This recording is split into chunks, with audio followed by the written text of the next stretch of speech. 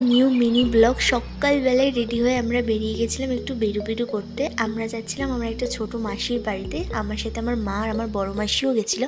এটা হচ্ছে কবি সুভাষ মেট্রো স্টেশন, যেখানে আমি ফার্স্ট টাইম গেছিলাম। আর এত সুন্দর না মেট্রো স্টেশনটা! মেট্রো স্টেশন থেকে বেরিয়ে আমরা টোটো ধরে একদম ডাইরেক্ট আমার মাসির বাড়িতে চলে গেছিলাম। মাসির বাড়িতে গিয়ে দেখি পুজোও শুরু হয়ে গেছিলো। সেদিন ছিল নারায়ণ পুজো। এখানে আমরা ফ্রেশ হয়ে একটু বসেছিলাম। আর সেদিন এত পরিমাণ গরম ছিল, প্রচণ্ড গরম ছিল, বাধ্য হয়ে কারণ আমাদের কুলার চালাতে হয়েছে।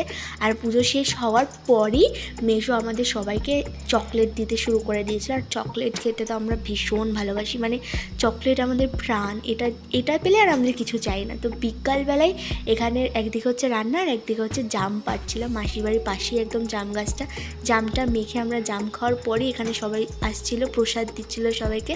তারপরে সন্ধ্যাবেলা একটু বেরিয়েছিলাম ঘুরতে। আর এটা কোথায় জানো? এটা হচ্ছে পাটুলি, আমার মাসির বাড়ির একদম পাশে। মিনি ব্লগটা এখানেই শেষ